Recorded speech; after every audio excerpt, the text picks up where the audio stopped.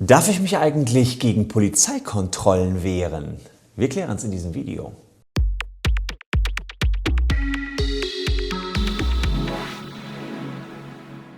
Hallo, ich bin Christian Solmecke, Rechtsanwalt und Partner der Kölner Medienrechtskanzlei Wildeborger & Solmecke. Es ist Freitag 15 Uhr, Zeit für unser neuestes Darf ich das Video. Und heute geht es nochmal um das Thema Polizeikontrolle und die Fragestellung, darf ich mich gegen Polizeikontrollen wehren oder anders gefragt, darf die Polizei mich eigentlich jederzeit im Verkehr kontrollieren?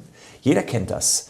Die Kelle geht runter oder das vorausfahrende Polizeifahrzeug sagt Halt, Stopp, bitte rechts ranfahren und damit geht bei euch der Puls sofort hoch. Habe ich was falsch gemacht? Ist die erste Reaktion, die man so im Kopf hat.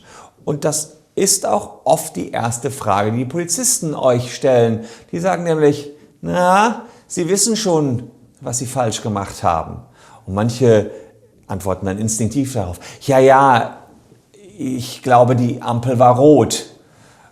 Das wäre schlecht. Also das ist schon mal der erste Tipp an euch.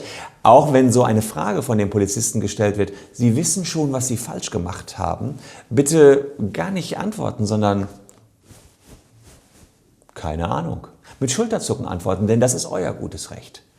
Ich muss auf der anderen Seite aber auch schon direkt die Eingangsfrage beantworten. Es ist auch das gute Recht der Polizei, euch jederzeit zu kontrollieren. Doch wir müssen mal klären, wie weit denn diese Kontrollmaßnahmen gehen können und inwieweit ihr an den Kontrollen mitwirken müsst. Was ihr nicht müsst, wenn die Polizei euch zum Pusten auffordert, dass ihr ohne weiteres jetzt ins Röhrchen pusten müsst.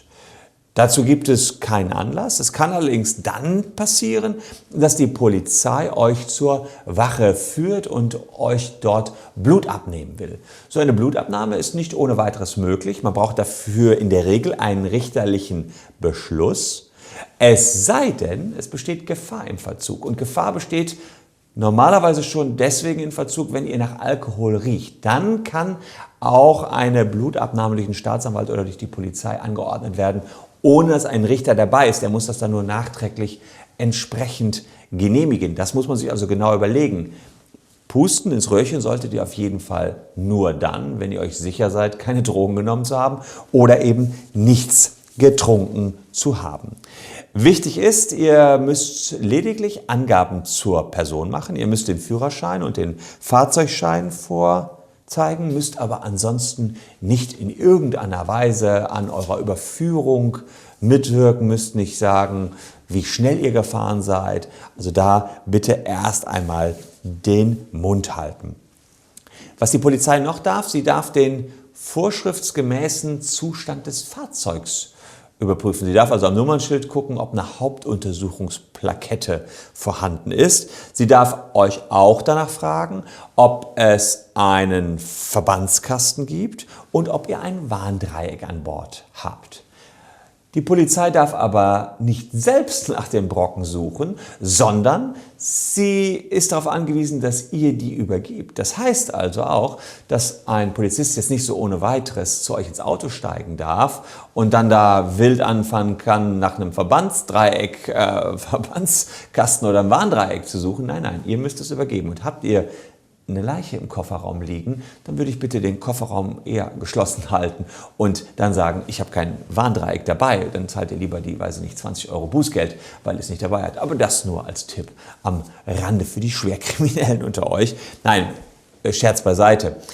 Die Polizei darf nur dann ins Fahrzeug und das Fahrzeug untersuchen, wenn auch hier wieder Gefahr im Verzug ist. Das bedeutet also, riecht es in irgendeiner Weise aus eurem Auto nach Cannabis, dann gibt es schon die Möglichkeit, dass die Polizisten hier in das Auto gehen und das Auto dann entsprechend durchsuchen. Was übrigens auch möglich ist, dass man euch bittet auszusteigen und ihr dann eben vor dem Auto den Fahrzeugschein und eure Personalien den Polizisten zeigt und da an eurer Personenfeststellung entsprechend mitwirkt.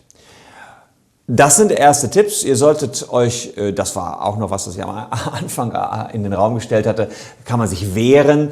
Ihr solltet euch also jetzt bloß nicht körperlich dem Ganzen zur Wehr setzen. Ihr solltet einfach diese Tipps beherzigen und ebenso wenig wie möglich Informationen preisgeben. Kurz zusammengefasst nochmal, ihr müsst Verbandskasten, Warndreieck vorzeigen. Die Hauptuntersuchungsplakette dürfen sich die Polizisten anschauen. Ihr müsst den Fahrzeugschein zeigen und eure Personalien ausweisen und ansonsten müsst ihr nicht in irgendeiner Weise an eurer Überführung mitwirken, selbst wenn die Polizei darauf drängt. Das Pusten ins Röhrchen kann für euch vorteilhaft sein, wenn ihr nicht auf die Wache wollt und selber wisst, dass ihr nichts getrunken habt. Insoweit allzeit gute Fahrt und mit diesen Tipps kann euch auch bei der nächsten Polizeikontrolle nichts passieren. Danke fürs Zuschauen, abonniert sehr gerne den Kanal, falls ihr das nicht sowieso schon längst getan habt.